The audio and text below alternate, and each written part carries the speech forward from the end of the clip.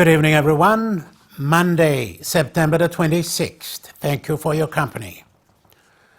Tonight, we talk to Stan Joyce, the Managing Director of SP Brewery, happy with the past and optimistic about the future. Also, the rural flying doctor service in Milne Bay Province. And while there, we'll visit the sealing program of the East Cape Road.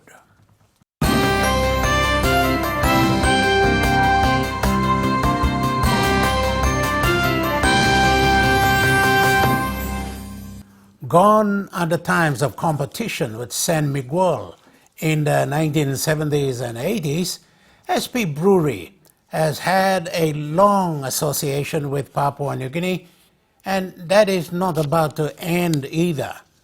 Since it started brewing here in 1951, now employing over 400 people with its recent development or upgrading of plant and equipment in both Lae and Port Moresby, and investing in the production of cassava for starch requirements in brewing, SP Brewery is obviously very confident about its future here.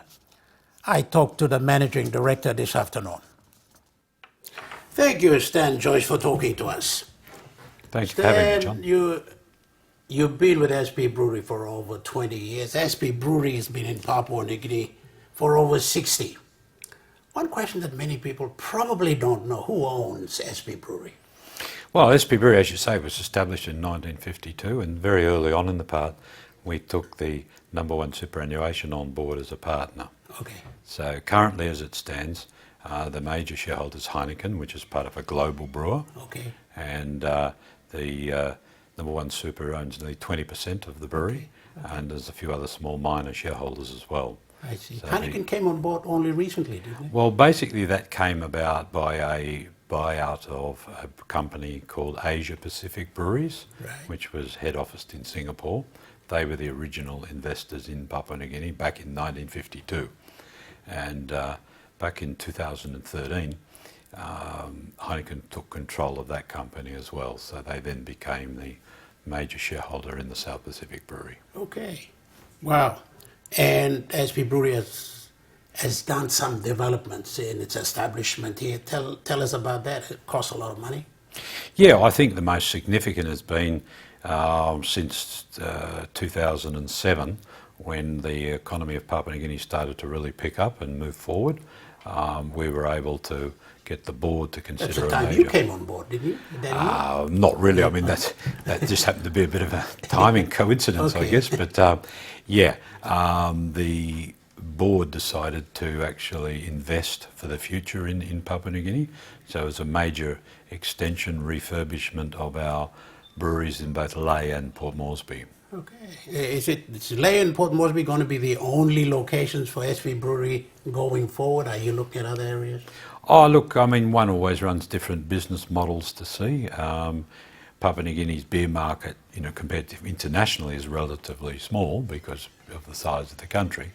But obviously the geography of the country, it's more economical to have two breweries to produce the needs for, say, the New Guinea side and the southern side by being based in Port Moresby and in Lae. Okay.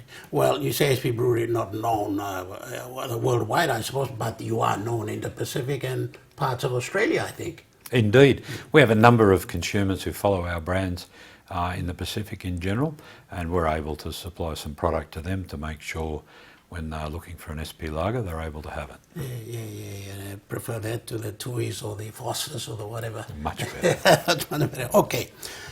You're also into agriculture, and I think you're trying to develop cassava, particularly in Moresby, as a starch. That's a requirement for brewing. Tell us about that.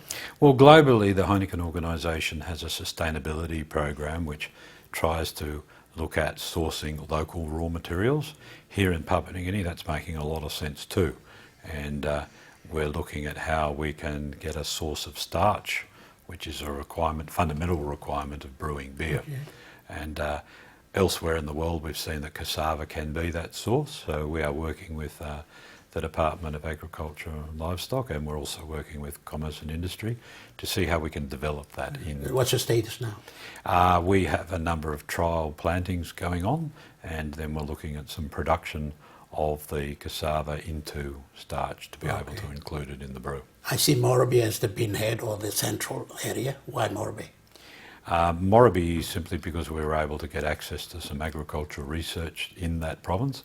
There's no reason we couldn't do it in other parts of the country, but it's easier to start with one place and then make it work and then take a model that works elsewhere. Yeah. Elsewhere, I was thinking about a place called Bio River in the Western Highlands where they did trial out cassava for ethanol fuel by the then mining or department at the time, and it was quite successful, but they gave it up. Revisit that? Could do so. I mean, at the end of the day, I think we can help to play a commercial part in the overall monetarisation of the cassava crop in Papua New Guinea. Cassava's always just been grown as a sort of a bit of a rubbish crop sometimes. And what we want to do is to give people the opportunity to realise an economic value in it. SP Brewery does take a hit sometimes when provincial governments impose liquor bans in their provinces. Does that affect you? What do you think about those liquor bans? Do they affect you? Oh, John, it'd come no shock to you that we don't like liquor bans. But look, I think we're working well with most provincial governments now to understand what are the implications of licensing regulations.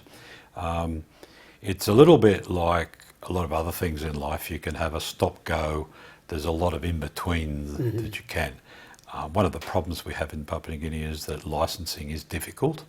Right. We have some perhaps outdated licensing regulations, which ends up with either a full-on no control or a ban.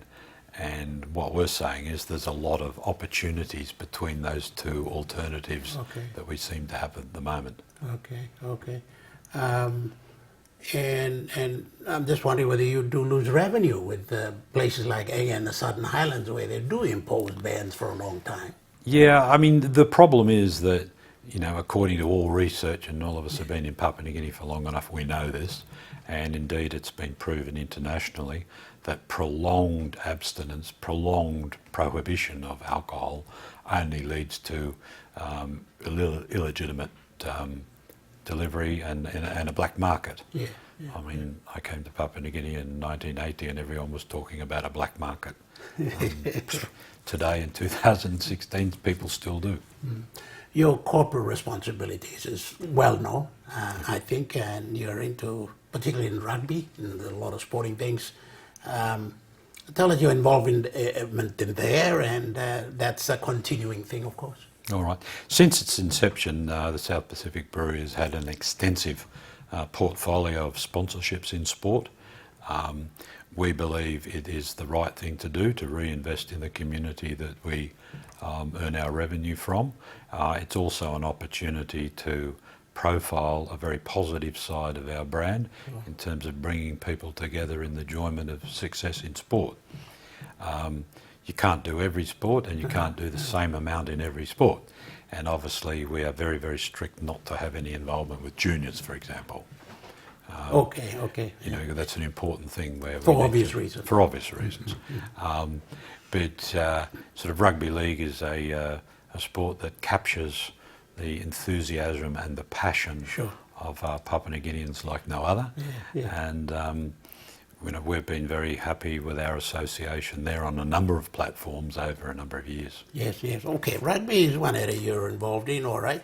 I just want your comments on, not so much the hunters, I suppose, you're involved in that in a big way, but the Intercity Cup where there was some violence on the field. How do you feel about that? Oh, look, I think whenever that happens, everybody's very disappointed. And I think even the people that get involved in it would probably tell you they didn't mean to do it. And it's not just something that only happens in Papua New Guinea. I don't think we should beat up on ourselves about it, but I think it is important that as a community we can come together and understand what are the root causes of these types of issues and then do something about solving them. Okay. And I think those root causes, if we're honest with each other, is sometimes has to do with our approach. Sometimes it can be some leadership issues within the code. Generally, this doesn't start from the bottom. Often it starts from areas that you don't... In between at the top. Exactly, you wouldn't expect it from. And I think there needs to be a code of conduct. And Total education, I think, about the whole idea of sports and sportsmanship. Yeah. I think there's a void there somewhere. Yeah, look, I think it's about being joyful of success and magnanimous in defeat. And I think it's fair to say you're not a good sportsman unless you've learned how to lose. True talk, true talk. Okay, we are running out of time. Stan Joyce, 20 plus years with SP Brewery, still staying on with the brewery. What does become of Stan Joyce? Oh, look, I would always, as I told you, been in Papua New Guinea for 35 years. There are so many opportunities here for people to develop themselves and to bring things to fruition, the dream of life. And I look forward over the years to work with people who know what they want to do. And if I can do anything to help smaller SMEs to realise success, I would consider it an absolute privilege to be involved. Okay, and obviously SP Brewery has been happy with you. You've lasted that long. You've stayed with the company for a long time now. And I'm just wondering about the turnover of SP Brewery. I mean, what is SP Brewery worth? Oh, well, I guess as Managing Director, I need to be careful how I answer that question. They are good shares to own. And I think the future is very bright for the company as we can responsibly create a future together in PNG. As I say always when asked, I think the future of Papua New Guinea is very bright. We've got an urbanising population, we've got a younger group of people in the market, and we've also got a situation where the world needs the types of resources that Papua New Guinea can have. And with great leadership and with a little bit of insight, I think the future is very much better than the past, which has already been good, and I think the future can be even brighter. Yep. On that, we'll leave it there. Thank you very much for talking to us. Good evening. Good. After the break, we head off to Milne Bay Province for the rural flying doctor service and the sealing of the East Cape Road.